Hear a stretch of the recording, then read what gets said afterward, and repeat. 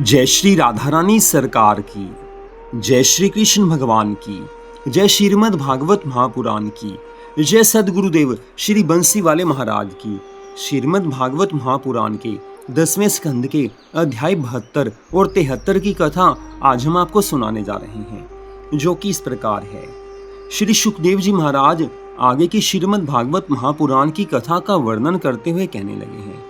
ये राजा परीक्षित, कुछ समय व्यतीत होने पर एक दिन युधिष्ठिर ने भगवान श्री कृष्ण जी से कहा कि हे प्रभु, मेरे बड़े भाग्य हैं जो आपने यहाँ पधार कर मुझे अपने दर्शनों से कृतार्थ किया है। आपकी कृपा से अब तक मेरी सभी अभिलाषाएं पूरी हुई हैं। अब एक अभिलाषा और शेष रह गई है कि एक बार राजसूय यज्ञ करके अपने जन्म को सफल बनाऊं। लेकिन आपकी कृपा के बिना यह कार्य होना कठिन ही नहीं, असंभव भी है। इसलिए आप मेरे ऊपर अनुग्रह करके इस यज्ञ को संपन्न करवा दीजिए, जिससे उसका फल आपको अर्पित करके मैं भवसागर से पार हो जाऊं। धर्मराज युधिष्ठिर के ऐसे वचन सुनकर भगवान श्री कृष्ण जी मुस्कुराकर कहने लगे हैं कि हे धर्मराज, तुम्हारा विचार अत्यंत उत्तम है। जब तुमने अपने प्रेम द्वारा मुझे वश में कर ही लिया है, तब राजसूय यज्ञ कौन सी बड़ी बात है। अर्जुन आदि तुम्हारे चारों भाई ऐसे महाबली हैं कि उनसे कोई युद्ध नहीं कर सकता। इसलिए अब तुम चारों भाइयों को ये आज्ञा दो कि चारों दिशाओं पर विजय प्राप्त करके बहुत सा धन ले आएं। तदुपरांत तुम प्रसन्नता पूर्वक यज्ञ करना। धर्मराज युधिष्ठिर ने बहुत सी सेना के साथ अर्जुन को उत्तर, भीमसेन को पूर्व, नकुल को पश्चिम और सहदेव को दक्षिण दिशा में जाने की आज्ञा दी है। वे उनके आदेश अनुसार चारों दिशाओं को जीतकर बहुत सा धन ले आए। तब धर्मराज ने भगवान श्री कृष्ण जी से कहा है कि हे प्रभु, यह कार्य तो आपकी कृपा से पूर्ण हुआ। अब आप क्या आज्ञा देते हैं।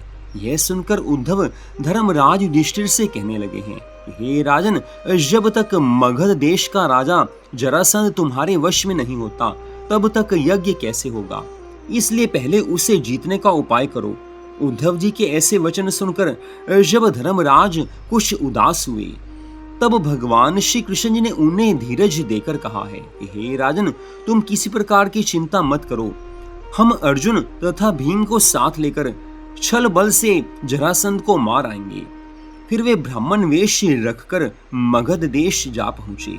उस समय उन्हें देखकर ऐसा लगता था मानो सतोगुण, तमोगुण और रजोगुण देह धरे हों। जब वे मध्याह्न काल के समय राजा जरासंध के द्वार पर पहुंचे, तो उस समय उन्हें देखते ही द्वारपाल ने राजा जरासंध के पास जाकर सूचना दी है कि हे पृथ्वीनाथ, 3 तेजस्वी ब्राह्मण आपके द्वार पर खड़े हैं। यह सुनते ही जरासंध नंगे पांव द्वार पर चला आया और उन्हें प्रणाम करके भीतर ले गया। तत्पश्चात हाथ जोड़कर कहने लगा कि हे द्विज श्रेष्ठो, जिस प्रकार आपने मुझे अपने दर्शन देकर कृतार्थ किया है, उसी प्रकार अब घर चलकर भोजन कीजिए। भगवान श्री कृष्ण जी कहने लगे कि हे राजन, हम लोग बहुत दूर से तुम्हारा यश सुनकर तुम्हारे यहाँ आए हैं। इसलिए हमें जो इच्छा है वह हमें प्रदान करो। हे राजन, दान देने का ऐसा महात्म्य है कि एक कबूतर एक व्याध के लिए अपने प्राण देकर भवसागर से पार उतर गया था। आपने राजा हरिश्चंद्र के संबंध में सुना होगा। वह ऐसा दानी और धर्मात्मा था कि उसने अपनी सारी संपत्ति ब्राह्मणों को दान में दे दी थी। एक बार राजा हरिश्चंद्र के राज्य में दुर्भिक्ष पड़ने से सारी प्रजा भूखी मरने लगी। उस समय भी राजा ने प्रजा का पालन किया। एक दिन सायंकाल के समय वे अपनी रानी सहित भूखे बैठे थे। उसी समय महर्षि विश्वामित्र उनके सत्य की परीक्षा लेने के लिए आ पहुंचे। उन्होंने राजा से कहा कि हे राजन, तुम मुझे इच्छित द्रव्य दान में देकर कन्यादान का फल प्राप्त करो।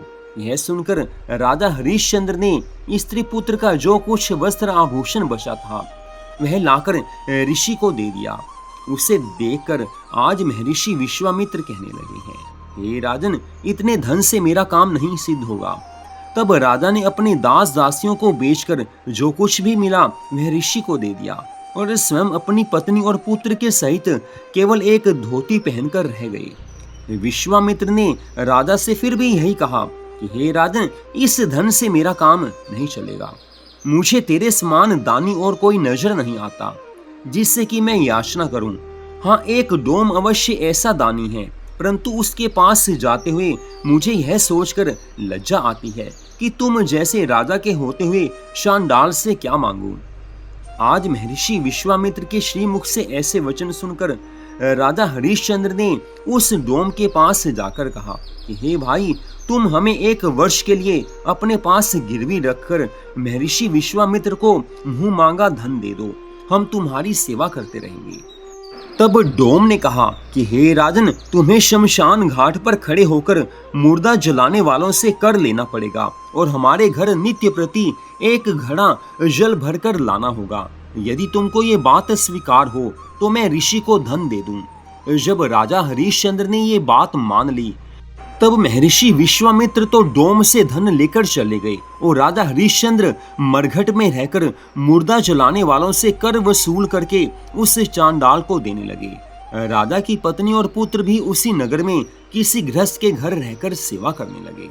हे राजा परीक्षित, कुछ दिनों बाद राजा का पुत्र मर गया। तब रानी उसका दाह संस्कार करने के लिए गंगा तट पर आई है।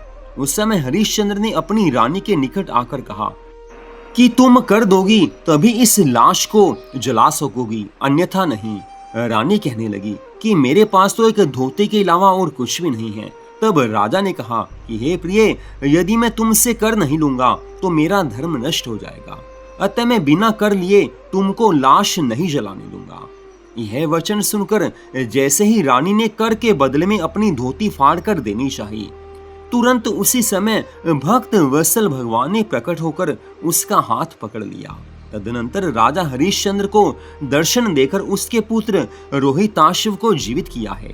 तदुपरांत जब श्री नारायण भगवान ने उन तीनों से अपने परम धाम चलने को कहा, तब राजा हरिश्चंद्र ने हाथ जोड़कर प्रार्थना की है कि हे दीन बंधु, जिस प्रकार आपने मुझे अपने दर्शन देकर कृतार्थ किया है, उसी प्रकार मेरे स्वामी चांडाल को भी वैकुंठ धाम ले चलिए। आज राजा के ऐसे वचन सुनकर श्री नारायण भगवान जी उस चांडाल को भी परिवार सहित वैकुंठ धाम को ले गए हैं। तत्पश्चात आज ब्राह्मण के वेश में भगवान श्री कृष्ण जी जरासंध से कहने लगे हैं कि हे राजन, राजा रंती देव ने 48 दिन तक भूखे रहने के बाद जब कुछ अन्न भोजन के लिए पाया तो उसे भी एक ब्राह्मण को खिलाकर स्वयं भूखा सो गया। उस धर्म के कारण उसे मोक्ष की प्राप्ति हुई। हे राजन, राजा बलि वामन भगवान को अपना सब राज्य देकर अपना शरीर भी देने को तैयार हो गया था। राजा शिवी ने कबूतर के बदले अपने शरीर का मांस काट कर दे डाला था। उद्धालक नामक ऋषि जब 6 महीने भोजन करने को बैठे तो एक अतिथि के आ जाने पर उन्होंने अपना भोजन उसे खिला दिया। महर्षि दधीचि ने इंद्र आदि देवताओं की रक्षा के लिए अपना शरीर ही दान कर दिया था। हे महाराज, जिस प्रकार पिछले युगों में दानी और धर्मात्मा होते आए हैं, उसी प्रकार इस युग में तुम दानी तथा महात्मा उत्पन्न हुए हो, इसलिए तुम हमारी अभिलाषा शीघ्र पूर्ण करो। हे राजा परीक्षित, भगवान श्री कृष्ण जी के मुख से ऐसे वचन सुनकर और सबों के रुख को देखकर जरासंध समझ गया कि ये ब्राह्मण नहीं है, अपितु कोई राजकुमार हैं, परंतु ये ब्राह्मण वेश रखकर आए हैं। इसलिए अगर आज ये मेरे प्राण भी मांगे तो दे देने चाहिए। तब उसने भगवान श्री कृष्ण जी से कहा कि हे द्विज श्रेष्ठ, पहले आप निष्कपट भाव से अपना परिचय दीजिए, फिर जिस वस्तु की आवश्यकता हो वह मांग लेना। मैं आपको वचन देता हूँ कि मैं आपको अपने प्राण देने में भी संकोच नहीं करूंगा। आज जरासंध के ऐसे वचन सुनकर भगवान श्री कृष्णचंद्र जी कहने लगे हैं कि हे राजन, यदि तुम हमारा सच्चा परिचय लेना ही चाहते हो तो सुनो। मैं यदुवंशी श्री कृष्णचंद्र हूँ और ये दोनों मेरे फुफेरे भाई अर्जुन और भीमसेन हैं।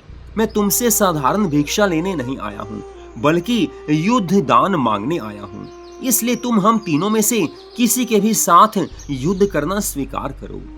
तब जरासंध ने प्रसन्नता पूर्वक कहा है कि हे कृष्ण, तुम्हारी बात स्वीकार है, परंतु सुनो, तुम मेरे सामने से रण क्षेत्र में एक बार भाग चुके हो और अर्जुन राजा विराट के यहाँ हिजड़ा बनकर रहा है, इसलिए तुम दोनों से मैं युद्ध नहीं करूंगा। हाँ, भीमसेन से युद्ध करने के लिए मैं तैयार हूँ, क्योंकि वह मेरे बराबर का भी है। लेकिन पहले आप मेरे यहाँ भोजन कर लीजिए, तत्पश्चात धर्म युद्ध करना। यह सुनकर श्री श्याम सुंदर भगवान ने प्रसन्न होकर अर्जुन और भीमसेन के सहित राजा जरासंध के यहाँ भोजन किया है। तदुपरांत जरासंध ने 2 लोहे की गदा मंगवाकर एक भीम को दी है और दूसरी उसने आप ली है। तब दोनों ने युद्ध करना आरंभ किया है। ये राजा परीक्षित, जब दोनों आपस में एक दूसरे पर गदा से प्रहार करने लगे, तब एक दूसरे के प्रहार को अपनी गदा पर रोक लेता था। जब युद्ध करते करते संध्या हो गई और किसी ने भी हार नहीं मानी, तब दोनों योद्धा युद्ध बंद करके श्री कृष्ण और अर्जुन के साथ राज मंदिर में लौट आए और एक साथ भोजन करके सो गए। दूसरे दिन पुनः युद्ध आरंभ हुआ। युद्ध करते समय जब किसी की गदा टूट जाती थी तो वह दूसरी गदा ले लेता था। इस प्रकार 26 दिनों तक ये युद्ध चलता ही रहा। परंतु 26वें दिन जब दोनों की गदा टूट जाने पर मल्ल युद्ध होने लगा, तो जरासंध ने भीम के वक्ष स्थल पर एक ऐसा घूंसा मारा कि वे व्याकुल हो गए। तब उन्होंने रात्रि के समय भगवान श्री कृष्ण जी से ये कहा कि हे भगवान, जरासंध ऐसा शक्तिशाली है कि उसके एक घूंसे से मेरी छाती में भयंकर पीड़ा हो रही है, इसलिए कल मैं घर लौट जाऊंगा। यह सुनकर भगवान श्री कृष्ण जी ने भीमसेन को बहुत धीरज बंधाया और उसके हृदय पर अपना कर कमल फेर कर उसकी सारी पीड़ा दूर कर दी है। तदुपरांत उसे समझाते हुए कहा है कि कल युद्ध करते समय मैं तुम्हें जो संकेत करूं उसके अनुसार कार्य करके जरासंध को मार डालना। अस्तु, जब 27वें दिन का युद्ध आरंभ हुआ, तब भगवान श्री कृष्ण जी ने एक तिनका उठाकर उसे बीच में से चीर डाला। उस संकेत को जान लेने पर भीमसेन ने जरासंध की एक जंघा पर अपना एक पांव रखा है और दूसरी जंघा को अपने हाथों से उठाकर उसके शरीर को बीच में से चीर करके उसके 2 टुकड़े कर डाले हैं, जिसके फल स्वरूप वह तुरंत मृत्यु को प्राप्त हुआ है। तदुपरांत भगवान श्री मुरली मनोहर ने जरासंध के पुत्र सहदेव को वहां का राज्य देकर उसका राज्याभिषेक किया है। हे राजा परीक्षित, सहदेव का राज्याभिषेक करने के बाद भगवान श्री कृष्ण जी उसे साथ लेकर उस स्थान पर आए जहां हारे हुए सब राजा कैद हो रहे थे। जब प्रभु ने देखा कि एक पर्वत की गुफा में सब राजा बंद हैं और उसके दरवाजे पर एक विशाल शिला रखी है, तब भगवान श्री कृष्ण जी की आज्ञा अनुसार उस समय सहदेव ने सबको गुफा से बाहर निकलवाया। उस समय वे सब भगवान श्री कृष्ण जी से हाथ जोड़कर प्रार्थना करते हुए कहने लगे कि हे दीन दयालु, हे प्रभु, हे सर्वांतर्यामी, आपकी कृपा से ही हम सब मुक्त हुए हैं। तत्पश्चात सहदेव ने उन राजाओं की हथकड़ी बेड़ी कटवाकर उनका क्षौर कर्म करवाकर सुंदर वस्त्र आभूषणों से सुसज्जित करके 36 प्रकार के उत्तम भोजन कराए हैं। उस समय वे सब राजा श्री कृष्ण जी से हाथ जोड़कर विनय करने लगे। तब त्रिलोकीनाथ भगवान श्री कृष्ण जी ने सब राजाओं से कहा है कि हे राजाओं, जैसा दुख तुम्हें प्राप्त हुआ है वैसा ही दुख प्रत्येक अभिमानी राजा को मिलता है। जिस व्यक्ति के हृदय में मेरे चरणों की भक्ति और स्नेह होता है, वही मनुष्य संसार में यश प्राप्त करके अंत समय में मोक्ष पद को प्राप्त करता है। भगवान श्री कृष्ण जी पुनः कहने लगे हैं कि हे राजाओं, धर्मराज युधिष्ठिर ने तुम्हारे लिए राजसूय यज्ञ का निमंत्रण भेजा है, इसलिए तुम लोग हमारे पहुंचने से पहले ही अपने घर होते हुए इंद्रप्रस्थ पहुंचकर उनके यज्ञ में आनंद सहित भाग लो। तो यहीं पर आज की इस परम सुंदर कथा का विश्राम होता है। अगले भाग में आप अगले अध्याय की कथा को सुन पाएंगे। जय श्री राधा रानी सरकार की, जय श्री कृष्ण भगवान की, जय श्रीमद् भागवत महापुराण की, जय सद्गुरुदेव श्री बंसी वाले महाराज की। जय जय श्री राधे, जय जय श्री राधे, जय जय श्री राधे श्याम।